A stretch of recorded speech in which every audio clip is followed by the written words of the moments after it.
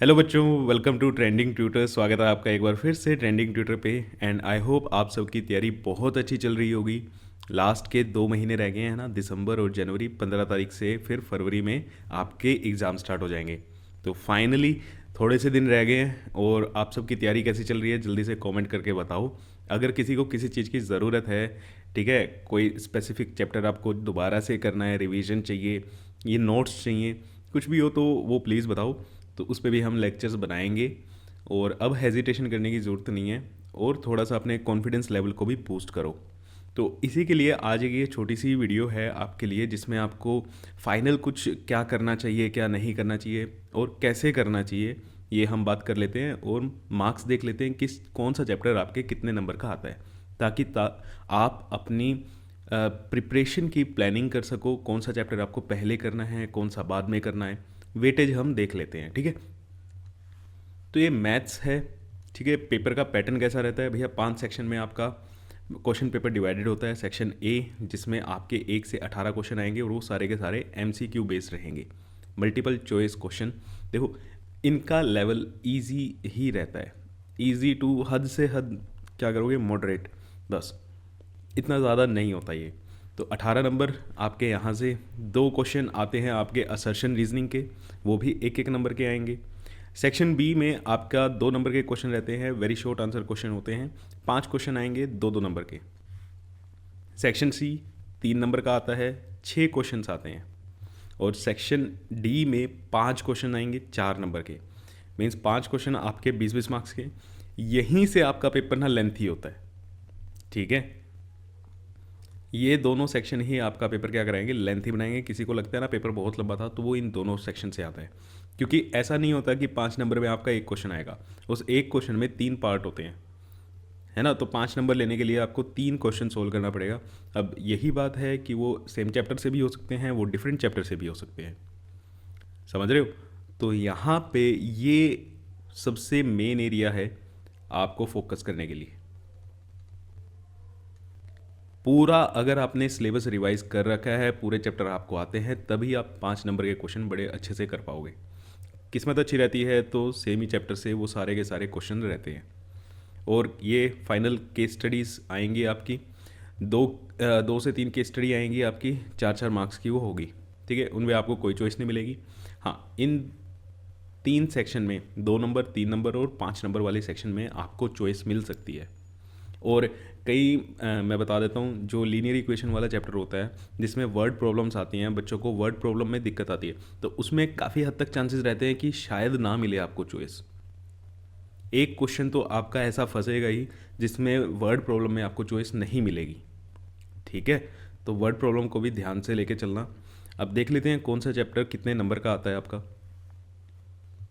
जैसे ये real number है, रियल नंबर आपका 6 मार्क्स का आता है, बहुत इंपॉर्टेंट है। और इसमें पैटर्न फिक्स ही है, देखो LCM HCF निकालना है और इरेशनल प्रूव करने वाले क्वेश्चन।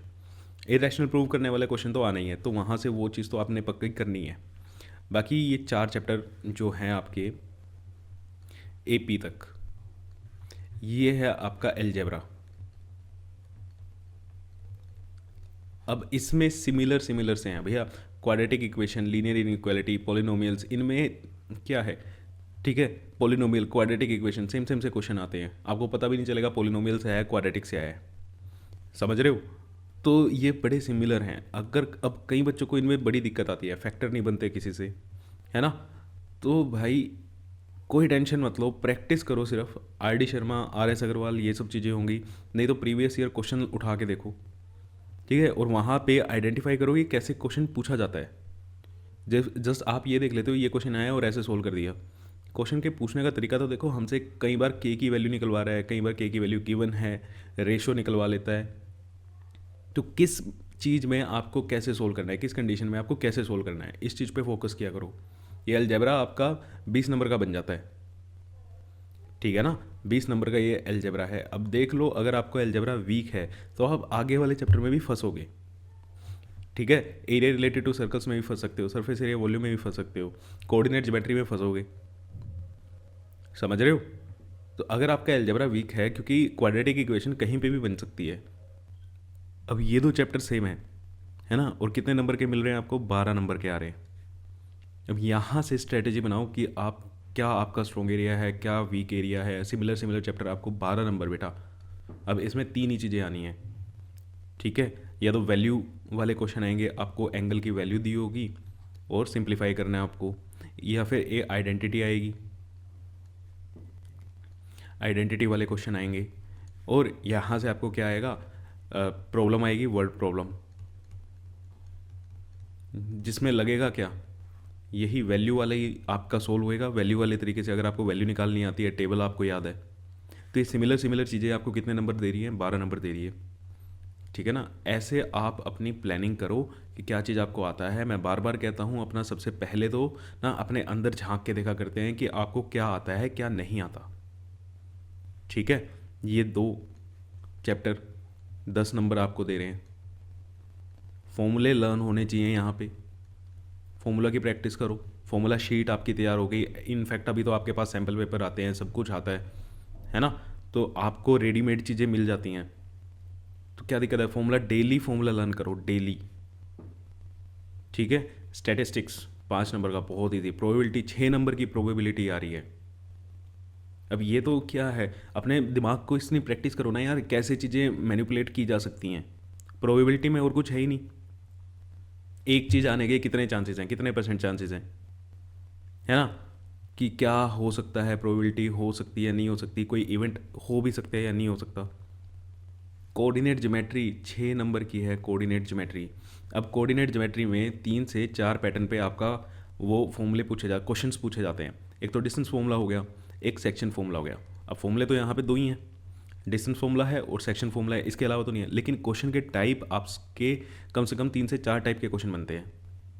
कई बार रेशो दे देते हैं, है ना, कोऑर्डिनेट पूछ लिया जाता है। कई बार कोऑर्डिनेट देते हैं, रेशो पूछ ली जाती है। कई बार पॉइंट, अगर ये कोई लाइन है ए बी, इसको कोई अभी पॉइंट डिवाइड करता है, पॉइंट के कोऑर्डिनेट नहीं, लाइन डिवाइड कर रही है, ऐसे दे देते हैं, है ना। लाइन की इक्वेशन आपको दे देते हैं। अब ये आपने सोल्व करे हैं, ये नहीं करे, ये चीज़ आप देखो ना। हर एक चैप्टर को करने का एक तरीका है, किस किस टाइप के उसमें क्वेश्चन आ रहे हैं। आपको आइडेंटिफाई करने होते हैं कौन से टाइप के क्वेश्चंस आपने किए हैं या नहीं किए, ठीक है। और ये आपको कहाँ से पता चलेगा, PYQ से। सैम्पल पेपर्स आपके पास हैं, उनको अच्छे से देखो कि आपने किस टाइप के क्वेश्चन पूछे गए हैं, क्या उन टाइप के आपने प्रैक्टिस भी की है या नहीं की, ठीक है। अगर मेरे से कोई चैप्टर करना चाहते हो तो वो बताओ।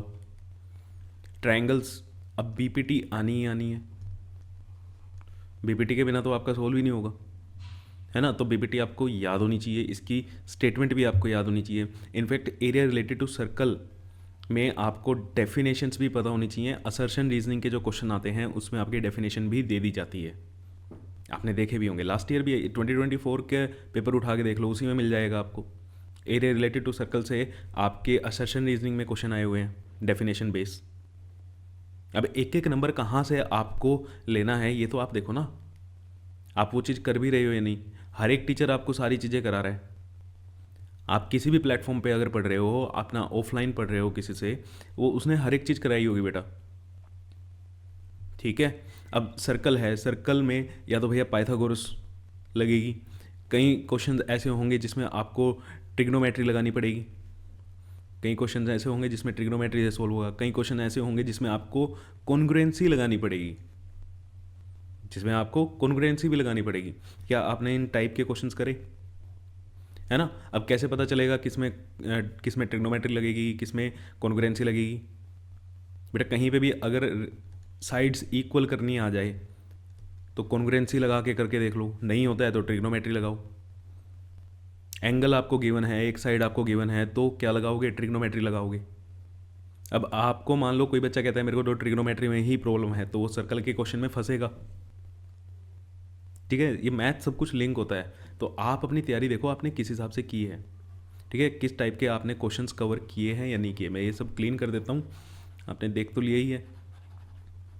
अगर किसी को चाहिए स्क्रीनशॉट लेना है तो वो भी आप ले लो कि आपको मार्क्स वाइज, ठीक है, ये रहे आपके मार्क्स, कौन सा चैप्टर कितने नंबर का है। लेकिन प्लानिंग ऐसे करो, चैप्टर छोड़ना नहीं है, ठीक है। AP में 2-3 तरह के क्वेश्चन बनते हैं सिर्फ, ठीक है। या तो 2 का सम दे दिया होगा, या उनका प्रोडक्ट दे दिया होगा, प्रोडक्ट वाले में क्या बनेगी, क्वाड्रेटिक बनेगी। अगर सम और प्रोडक्ट दे देते हैं तो फिर क्वाड्रेटिक से सोल्व होएगा। अब ये चीज़ें आपने की हैं, क्वेश्चन आपको पता है, तो कौन सा चैप्टर कहाँ पे भी फंस सकता है वो आप देखो। अपने वीक एरियाज़ को अभी देखो, 60 डेज़ हैं आपके पास, ठीक है बेटा। और डरने की बात नहीं है, ये मत सोचना कि मैं डरा रहा हूँ, मैं जस्ट आपको रियलाइज़ करा रहा हूँ कि कैसे तैयारी की जाती है। और आपने की भी होगी, ऐसे ही की होगी, ठीक है। आपको हर एक टीचर जिससे भी आप पढ़ रहे हो बेटा, उसने ऐसे ही बताया होगा। चलो अब साइंस का भी देख लेते हैं। साइंस में भी आपके अगेन 5 सेक्शंस होंगे, MCQ आएंगे, 16 MCQ आएंगे, 4 आपके असर्शन रीजनिंग आ जाती है। मैथ्स में 2 असर्शन रीजनिंग आती है, यहाँ पे 4 हो जाती हैं वो। MCQ वहाँ पे 18 होते हैं, यहाँ पे 16 होते हैं, ठीक है। शॉर्ट आंसर 2-2 नंबर वाले 6 क्वेश्चन, 3-3 नंबर वाले 7 क्वेश्चन आ रहे हैं, 5-5 नंबर वाले 3 क्वेश्चन आएंगे आपके, और 4 नंबर वाली ये 3 केस स्टडीज़ आएंगी, ठीक है। एक फिजिक्स की, एक केमिस्ट्री की, एक बायो की, ठीक है। ये आपका इंटरनल असेसमेंट हो जाती है, जो आपके 20 नंबर आपके स्कूल वाले लगाएंगे। तो आपकी जो भी क्लास परफॉर्मेंस रही होगी। अच्छा, स्कूल से मेरे को याद आया बेटा, आपने ना अभी अपनी लैब मैनुअल्स भी प्रिपेयर करनी होंगी। अब देखो, एक हफ्ता ना जनवरी में आपके प्रैक्टिकल्स आ जाएंगे, फिर लैब मैनुअल्स जो भी फिजिक्स केमिस्ट्री बायो आपकी एक ही होगी, साइंस की तो मैथ्स की बनानी होगी, कंप्यूटर्स की बनानी होगी आपको। डेली का आधा 1 घंटा लगाओ और उनको लिखना स्टार्ट कर दो। नहीं तो अदरवाइज़ क्या होगा, जब आपके प्रैक्टिकल्स की डेट्स अनाउंस होंगी उससे एक हफ्ता पहले ना आप सिर्फ और सिर्फ आपका पूरा फोकस ये लैब मैनुअल्स खा जाएंगी। एक हफ्ता ना आपकी लैब मैनुअल्स के आपके चक्कर लगाने पड़ेंगे। किसी दोस्त से मांगोगे कि किसी कंप्लीट है नहीं है, टीचर से मांगोगे ऑब्जर्वेशंस दे दो, रीडिंग्स दे दो हमें, है ना, कौन से याद करने हैं कौन से नहीं। ये सब चीज़ों में आपको प्रॉब्लम होएगी, एक हफ्ता आपका खा जाएंगी ये। एक हफ्ता नहीं लगेगा तो कम से कम 3 से 4 दिन तो आपके ये जाएंगे लैब मैनुअल्स में। तो उससे बेटर है रोज़ का आधा 1 घंटा लैब मैनुअल लिख ली अपनी, तब उस टाइम एक साथ लिखोगे। या फिर दूसरा ऑप्शन देखो आपके पास वही रहता है, आउटसोर्स कराओ, है ना। बच्चे समझ गए हैं, आउटसोर्स भी करा देंगे सर हम तो, कि आपके एरिया में कोई ना कोई स्टेशनरी वाला होगा जो आपके लैब मैनुअल्स बनाता है। 100-200 रुपये लेके वो लैब मैनुअल आपकी बना के प्रिपेयर करके अच्छे से कवर कर देगा, डेकोरेट करके आपको दे देगा। या तो फिर वो आउटसोर्सिंग आपको करानी पड़ेगी। अदरवाइज़ अगर कोई बच्चा कहता है नहीं आउटसोर्सिंग नहीं करानी है, अपने आप करना है, तो भैया डेली का आधा 1 घंटा लगा लेना। अदरवाइज़ आपको 3-4 दिन डेडिकेटेड इसको देने पड़ जाएंगे। दोस्तों के फ़ोन पे फ़ोन करोगे, है ना, चक्कर लगाओगे, मेरे को लैब मैनुअल दे दो, ये सब, तो उस टाइम दिक्कत आएगी, ठीक है। और साइंस का क्या रहता है मार्क्स वाइज डिस्ट्रीब्यूशन, तो केमिकल ये आपका केमिस्ट्री का पार्ट हो गया 4, है ना। 25 नंबर की आपकी केमिस्ट्री आती है। तो देखो केमिकल रिएक्शन 6 नंबर की अब डेली लर्न करनी होती हैं। ये चैप्टर नहीं, मैंने आपको पहले भी बहुत बार बोला है, इन चारों चैप्टर में जितनी भी केमिकल रिएक्शंस आती हैं, ठीक है, इन चारों चैप्टर में जितनी भी केमिकल रिएक्शन आती हैं उनकी लिस्ट बनाओ और वो लिस्ट को डेली रिवाइज करो। जैसे मैथ्स के फॉर्मूले बोल रहा था मैं, डेली रिवाइज करने हैं इन चारों चैप्टर की। एक देखो 1-2 घंटा लगेगा, मुश्किल से 1 घंटा लगेगा, 1-1.5 घंटा। उसमें आप सभी की, है ना, सभी के आप सैम्पल पेपर उठाओ या आपकी जो भी हेल्प बुक है वो उठाओ, जितनी भी केमिकल रिएक्शंस लिखी हुई हैं, ठीक है, टाइप उनका हेडिंग डालो और एक एक रिएक्शंस लिख दो, इंपॉर्टेंट सारी रिएक्शन लिख लो। तो वो सारी की सारी रिएक्शन आपकी एक ही पेज पे लिस्ट बन जाएगी और उस लिस्ट को डेली रिवाइज करो। तो रिएक्शन से तो नंबर नहीं कटेगा ना, ठीक है। मेटल एंड नॉन मेटल, भैया मेटल एंड नॉन मेटल इसमें पार्ट आता है मेटलर्जी, मतलब अक्रेंस ऑफ मेटल। आपके जो NCERT में नाम होगा अक्रेंस ऑफ मेटल, इस नाम से टॉपिक है ना, वो मेटलर्जी, उसका बहुत बड़ा रोल है। आधे बच्चों को समझ नहीं आती मेटलर्जी क्या हो रही है, कैसे एक्सट्रैक्ट कर रहे हैं, कैसे निकाल रहे हैं, क्या प्रोसेसेस हैं, ठीक है। तो इसके देखो चैनल पे तो पढ़ा ही हुआ है चैप्टर पूरा, और मेटलर्जी तो बहुत अच्छे से पढ़ी हुई है। और आपने अगर देख ली 2 बार, अब आपने देख ली तो आपको खुद याद हो जाएगी कि कैसे कौन सा मेटल को हमें किस प्रोसेस से निकालना है, ख़त्म। और ये पूछा जाता है, इसीलिए 10 नंबर का ये चैप्टर अकेला क्यों आ रहा है, क्योंकि मेटलर्जी बहुत ज़्यादा इंपॉर्टेंट टॉपिक है। मेटल एंड नॉन मेटल की प्रॉपर्टीज़ तो देखो याद कर ही लोगे, आप बचपन से करते आ रहे हो, है ना। 9th क्लास में भी आपने याद करी है, 8th में भी याद करी है, 7th में भी याद करी है। लेकिन यहाँ पे मेटलर्जी जो प्रोसेस आ रही है वो बहुत ज़्यादा इंपॉर्टेंट है। इसके कारण ये चैप्टर जो है 10 नंबर का बन रहा है। लाइफ प्रोसेस 9 नंबर का। अब बायो में जैसे यहाँ पे आपको केमिकल रिएक्शंस की लिस्ट बनानी है, बायो में जितने भी डायग्राम्स हैं, डायग्राम्स की प्रैक्टिस करो, डायग्राम की प्रैक्टिस करो। आप कोई भी सैम्पल पेपर खोल के देख लो, ठीक है, उसमें या तो एमसीक्यू में भी डायग्राम पूछे जाते हैं यार, है ना। एमसीक्यू में भी वो आपको 2 डायग्राम बना देंगे लेबल, और उसमें पार्ट लेबल कर देंगे ए बी, और आपको ऑप्शन दे देंगे ए और बी बताओ। तो एनसीईआरटी के हिसाब से डायग्राम की प्रैक्टिस करना, और डेली डायग्राम की प्रैक्टिस करो। अगर आपने बहुत अच्छे से डायग्राम बना के आ गए ना, डायग्राम देख के टीचर सामने वाला खुश हो जाता है यार कि बच्चे ने मेहनत की हुई है, इतने अच्छे से बनाया हुआ है, शीट इतनी अच्छी लगती है आपकी बनी हुई। शीट को नीट एंड क्लीन रखना, किसी बच्चे की कटिंग की भी आदत होगी, है ना, लिखा काट दिया, लिखा काट दिया। भाई अपने दिमाग में 2 मिनट पहले सोच लो, सेंटेंस बना लो और उसके बाद लिखो। पेपर में इनफ टाइम होता है, 3 घंटे ना मतलब मोर देन सफिशिएंट है अगर आप प्रैक्टिस कर रहे हो।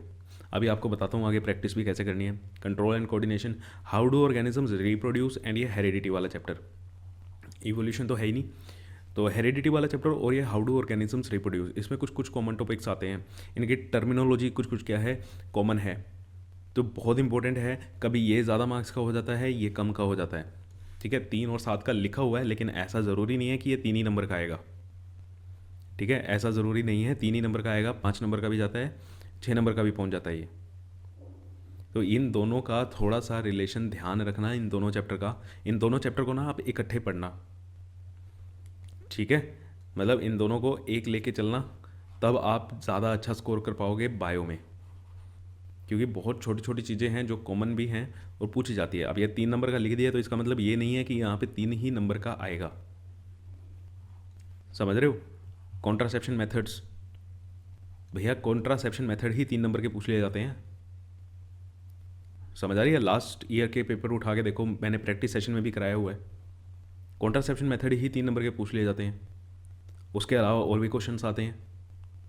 अब देखो यहाँ पे तो लिख दिया ना, ये एवरेज है कि हाँ इतना तो रहेगा रहेगा, और चैप्टर्स तो इसी रेशो में आ भी जाएंगे। ये हेरिडिटी और हाउ डू ऑर्गेनिज्म रिप्रोड्यूस वाले का मैं आपको स्पेशल बता के चल रहा हूँ, ये ज़्यादा का हो सकता है और ये कम का हो सकता है साथ से, क्योंकि दोनों में एक के बिना दूसरा आप कर ही नहीं पाओगे, कुछ टर्मिनोलॉजी इतनी कॉमन है, ठीक। Light reflection and refraction 10 number का, भैया इसमें से क्या आएगा, इसमें आपको फिर अगेन क्या प्रैक्टिस करनी है, रे डायग्राम और न्यूमेरिकल। अब न्यूमेरिकल इसमें किस पे बनेंगे, वे लेंस फॉर्मूला पे बनेंगे, मिरर फॉर्मूला पे बनेंगे, और आपके किस पे बनेंगे, रिफ्रैक्टिव इंडेक्स पे बनेंगे। ये 3 टाइप के आपके न्यूमेरिकल करने हैं। बताओ हो गया सॉल्यूशन, है ना। कहाँ से करें कैसे करें एकदम इकट्ठे आप कर लेते हो, भैया एक बार सारे के सारे लेंस के क्वेश्चन कर लो, एक बार सारे के सारे मिरर फॉर्मूला के क्वेश्चन करो, और एक बार आपके रिफ्रैक्टिव इंडेक्स के क्वेश्चन लगाओ, ठीक है। तो ये चीज़ है।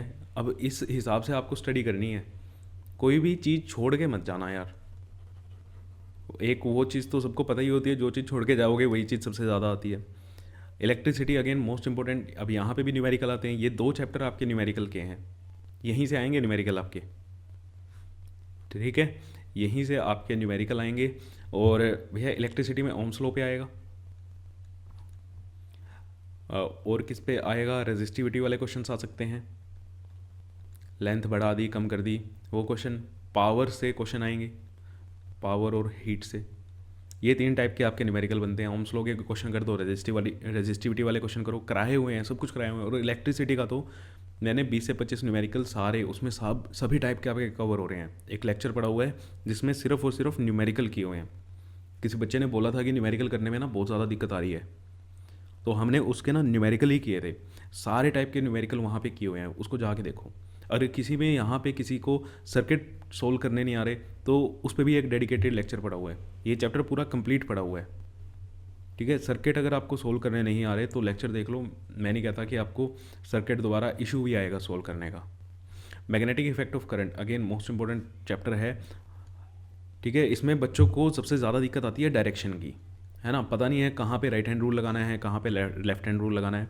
और इसका चलो मैं ज़्यादा बात नहीं करता, मैं इसको सीधा बताता हूँ। आपका कल से इसके लेक्चर आपके डिटेल स्टार्ट हो जाएंगे, कल मंडे है, मंडे से आपके डिटेल लेक्चर इस पे आएंगे।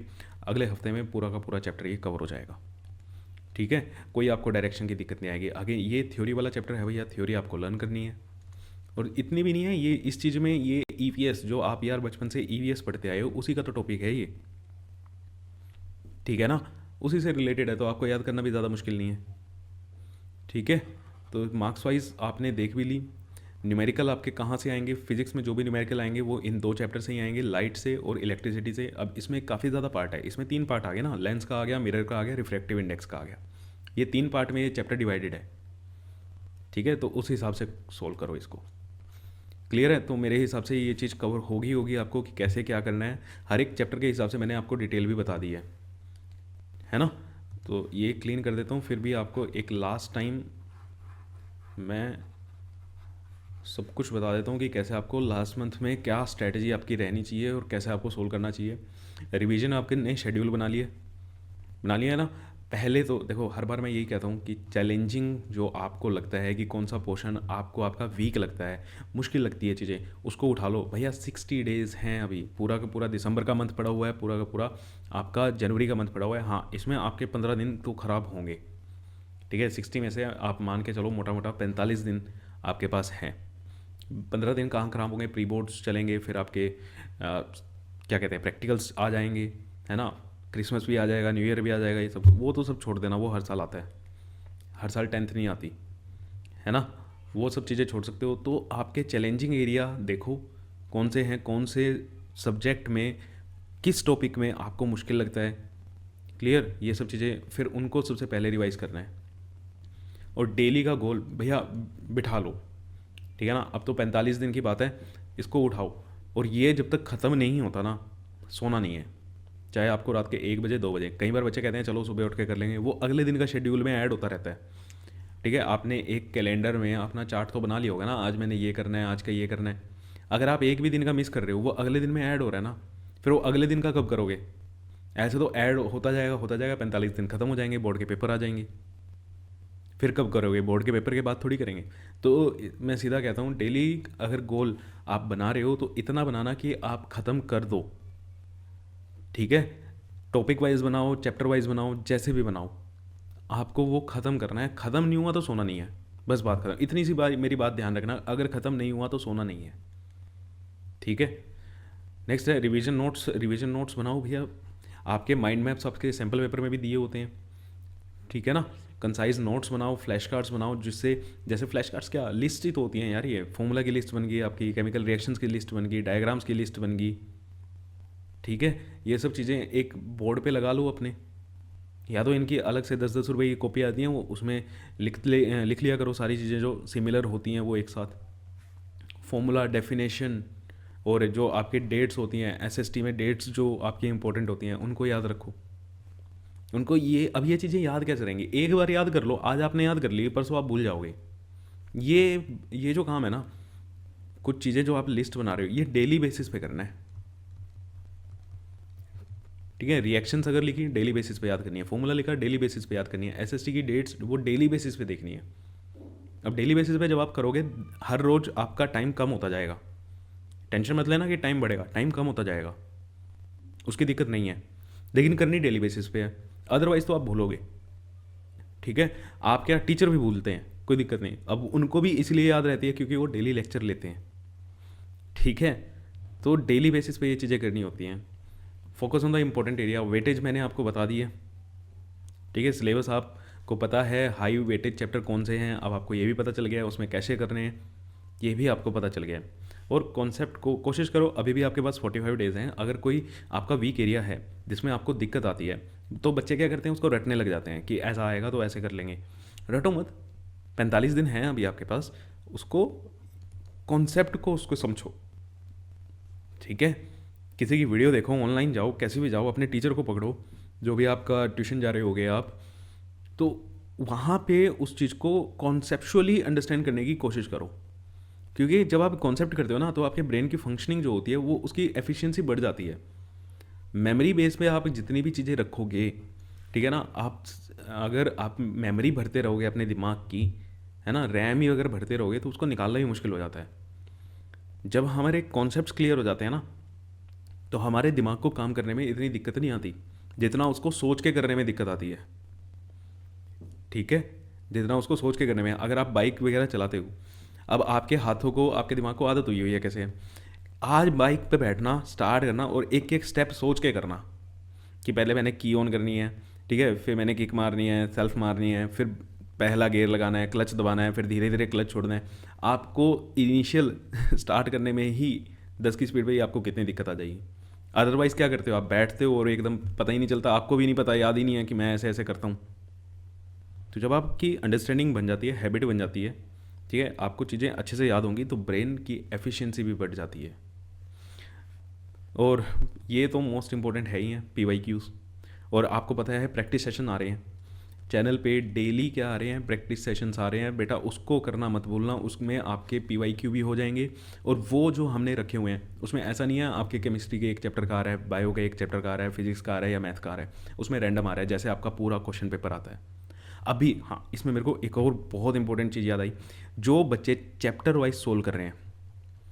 अब कुछ बच्चे ना इसमें चैप्टर वाइज सोल्व कर रहे होंगे, बंद कर दो, बिल्कुल बंद कर दो भैया, चैप्टर वाइज अब आपको सोल्व नहीं करने, चैप्टर वाइज के दिन चले गए। कोई अगर टीचर कहता है ना चैप्टर वाइज, मैं लगा लेना, मेरे से शर्त लगा लेना, अगर आप कोई बच्चा चैप्टर वाइज कर रहा होगा, ठीक है, और एक बच्चा है जो रैंडमली कर रहा है, और रैंडमली जो कर रहा है ना उसका रिजल्ट बिल्कुल अच्छा आना ही है, उसके 100% गारंटी है उसका रिजल्ट अच्छा आएगा। रीज़न क्या है, अगर आप एक चैप्टर कर रहे हो, आप कार्बोहाइड्रेट्स कंपाउंड कर रहे हो, तो आपके दिमाग में ना वही पूरा का पूरा उसी के थॉट्स चल रहे हैं, ठीक है, उसी की डेफिनेशंस चल रही हैं, सब कुछ उसी से रिलेटेड चल रहा है।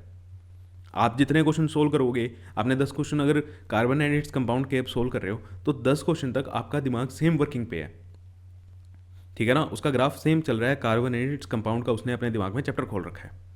लेकिन पेपर में क्या ऐसा होता है, पेपर में एक क्वेश्चन कार्बोहाइड्रेट्स कंपाउंड का आ गया, दूसरा क्वेश्चन हेरिडिटी का आ गया, तीसरा क्वेश्चन लाइट का आ गया, रैंडम चलता है ना। अब दिमाग को वो शिफ्ट होना है, बायो से केमिस्ट्री पे चला गया, केमिस्ट्री से फिजिक्स पे चला गया, फिजिक्स में लाइट से इलेक्ट्रिसिटी पे जाना है, दिमाग की फंक्शनिंग अब ऐसे करनी है। तो चैप्टर वाइज सोल्व करना बंद कर दो, रैंडम क्वेश्चन लगाओ।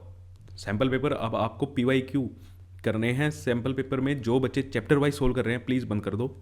लास्ट के 45 डेज रह गए हैं, क्योंकि आपने दिमाग की, अब चैप्टर वाइज तो यार पूरे साल से कर ही रहे हो ना, हर एक टीचर ने एक चैप्टर उठाते हैं, उसी के क्वेश्चन कराते हैं, हफ्ता हफ्ता 10-10 दिन तक एक ही चैप्टर चलता है।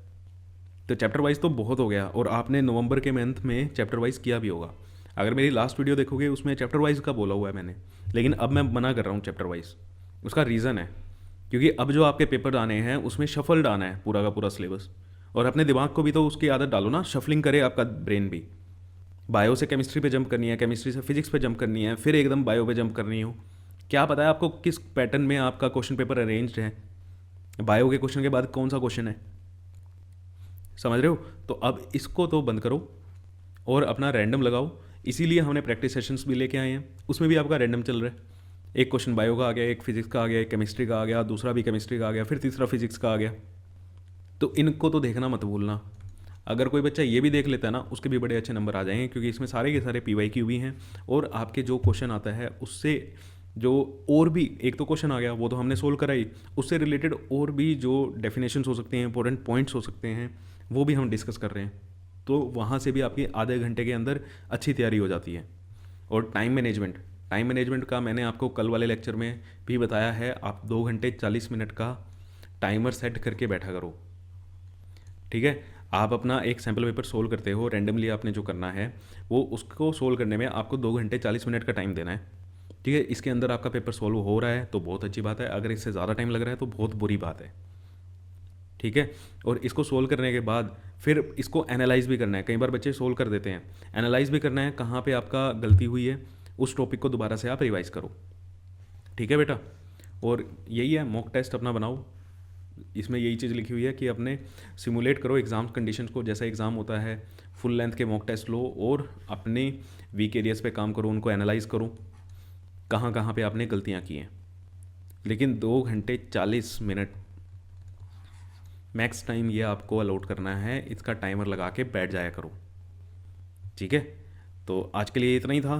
अगर अभी भी आपके कोई डाउट्स रहते हैं इस वीडियो को देखने के बाद भी, तो प्लीज़ कमेंट करके बताओ। और आपकी कोई स्पेसिफिक डिमांड भी है कि सर ये वाला चैप्टर करा दो, ये वाला टॉपिक करा दो, वो टॉपिक का टॉपिक भी हो जाएगा, ठीक है, पूरा का पूरा चैप्टर नहीं करना। तो एक टॉपिक अगर आपको समझना है, फॉर एग्जांपल कोरोजन समझना है, किसी को यूपीएससी समझना है, ठीक है, किसी को हेरिडिटी समझना है, तो वो भी आपका हो जाएगा, कोई दिक्कत नहीं है, हम तो आपके लिए बैठे हैं यार।